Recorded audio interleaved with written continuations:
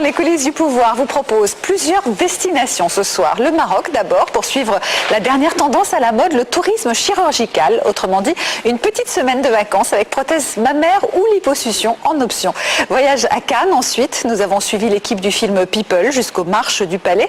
José Garcia, Ornella Muti et le réalisateur Fabien Otteniente, dont le film n'est pas sélectionné, utilise, à l'instar de nombreuses sociétés commerciales, le Festival du cinéma comme vitrine pour leurs produits. Nous vous montrerons les coulisses des squatteurs de Cannes. Voyage enfin au cœur de la bonne bouffe avec une femme de pouvoir, Hélène Darroze, la seule femme chef à Paris dont le restaurant affiche 2 étoiles au guide Michelin. Nous évoquerons d'ailleurs les coulisses de ce fameux guide rouge avec Pascal Rémy, auteur de L'inspecteur se met à table. Voilà donc le menu de ce 19e numéro des coulisses du pouvoir.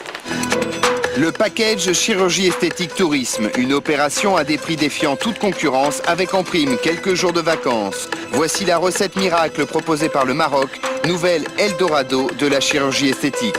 Depuis un an, une dizaine de Françaises chaque mois fait le voyage. Existe-t-il des risques? Pour le savoir, nous avons accompagné 2 clientes au Maroc.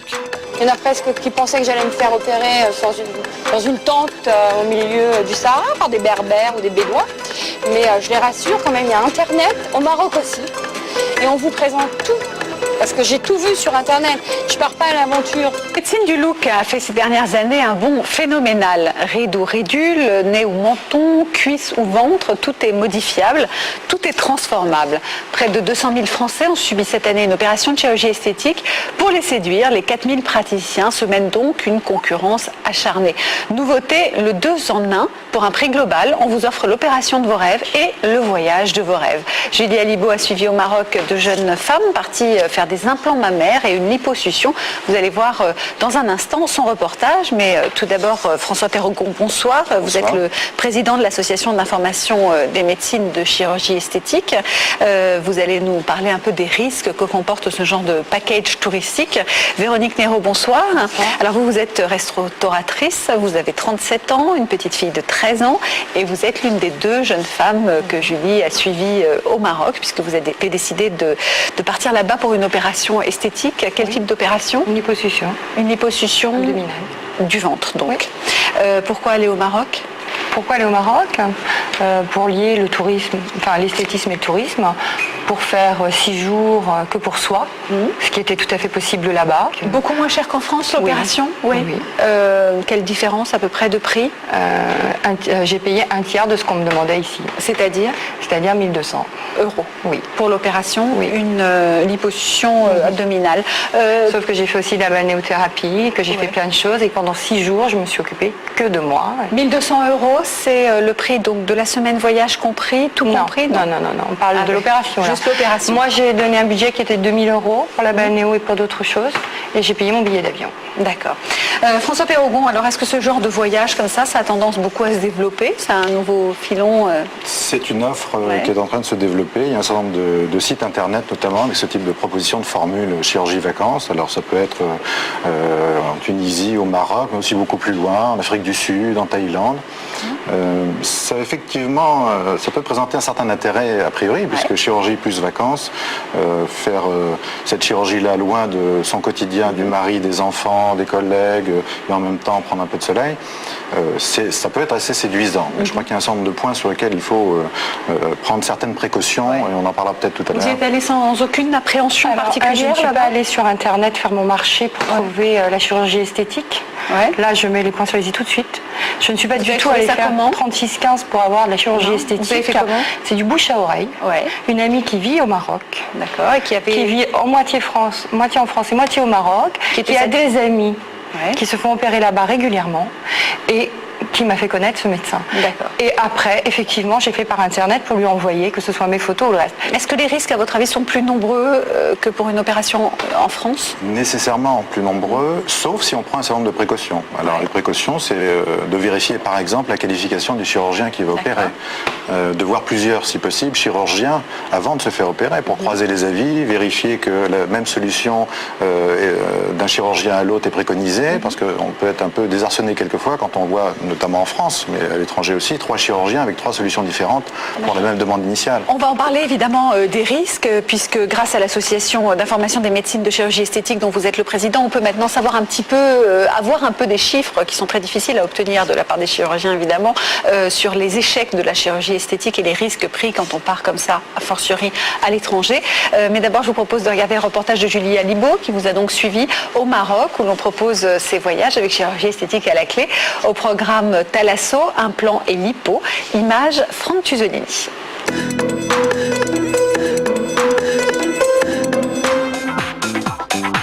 Tourisme médical, package chirurgie-tourisme. Depuis un an, un phénomène nouveau apparaît. Des Françaises partent à l'étranger pour réaliser des opérations de chirurgie esthétique. C'est un créneau de tourisme entre guillemets médicalisé. On n'est pas une agence de voyage, on a imaginé une nouvelle façon de venir au Maroc. Des prix très attractifs, un voyage des paysans à moins de 3 heures de Paris, un pays dans lequel on parle français et des médecins formés dans l'Hexagone. Voici la recette miracle de ces nouveaux Eldorado de la chirurgie. Je vais sur internet, je veux un nouveau ventre, ça c'est pas facile comme ça. Au Maroc, un docteur a compris leur demande. Il est à l'origine de ce tourisme médical. Avant, il n'y avait pas. La Silicon Valley. Et maintenant, tu as la Silicon Valley. En France, les autorités médicales sont réservées et mettent en avant les dangers de ces formules miracles. Les risques sont-ils réels ou s'agit-il d'une guerre commerciale qui cache son nom? Pour le savoir, nous avons accompagné 2 femmes sur la route de la Silicon Valley marocaine.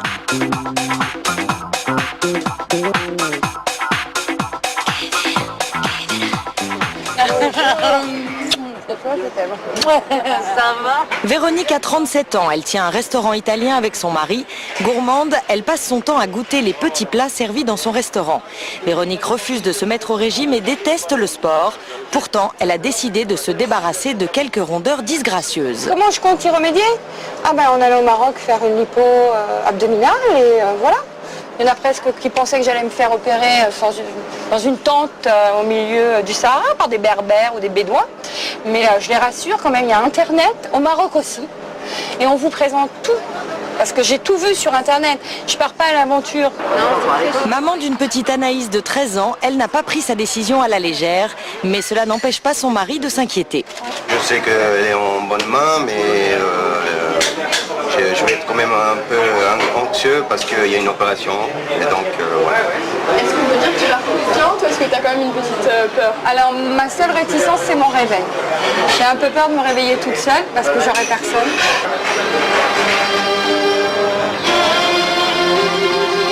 2 jours plus tard, après 2h30 de vol, Véronique atterrit à Casablanca. Première ville économique du Maroc, Casa cultive son savoir-faire en matière de chirurgie esthétique. À l'aéroport, Véronique retrouve Anne, une autre patiente. Elles sont immédiatement prises en main par Magali, une proche collaboratrice du docteur. Sa mission, faire preuve de psychologie, mettre les clientes en confiance. C'est elle qui les conseille, les accompagne, les chouchoute et leur concocte un séjour à la carte.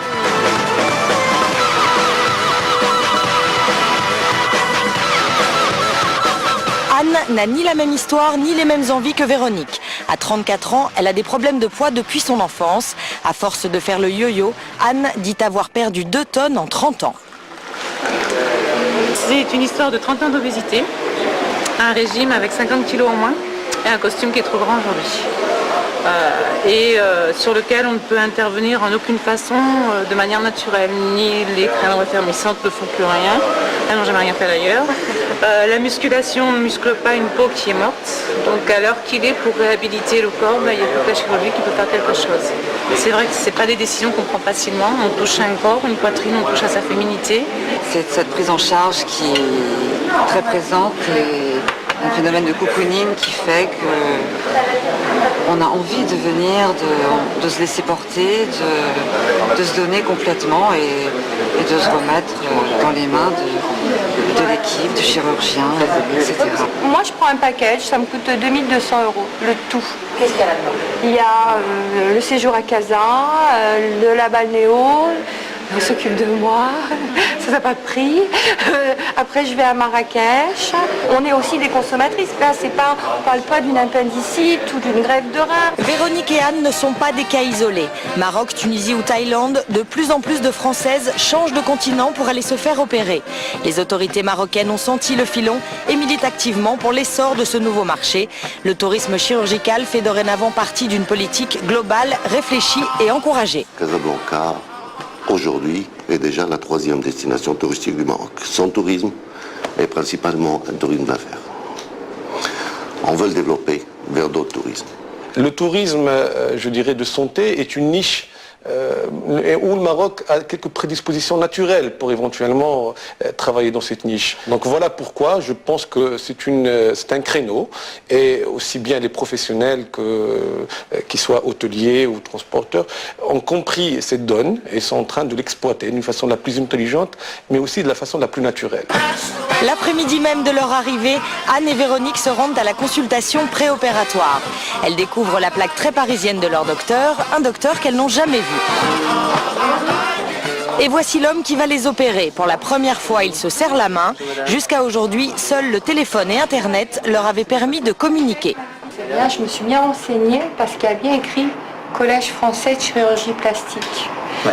Et j'avais bien demandé, moi, si ce monsieur avait fait ses études en France. Et c'est le cas, c'est marqué là. Et pourtant, ce diplôme ne suffit pas au docteur pour opérer en France. En tant qu'étranger, il n'a pas accès aux 2 ans de spécialisation obligatoire pour exercer dans l'Hexagone. Quand vous faites une intervention sur le corps de madame, j'imagine qu'il y a un moment donné, il faut des photos, il faut des éléments. Ça a été fait. En fait, il y a tout un dossier médical qui est préparé et conçu et réfléchi au préalable. Il y a une première consultation, si on veut, téléphonique au préalable. Donc, j'essaie de comprendre un peu ses désirs, ses craintes. Je lui explique un petit peu ce qu'on peut lui proposer. La consultation à distance. Alors, ça ne remplace pas une consultation, en fait, parce que rien ne remplace une consultation entre le médecin et sa patiente. C'est des contacts au préalable. Alors, qu'est-ce qui vous dérange? Je veux pas faire de régime. Vous voulez pas? Non. Bon. D'accord. Alors, là, on peut absolument aspirer donc, toute cette graisse en totalité, là, à ce niveau. Et on peut, vu la qualité de votre peau, s'attendre à un bon résultat.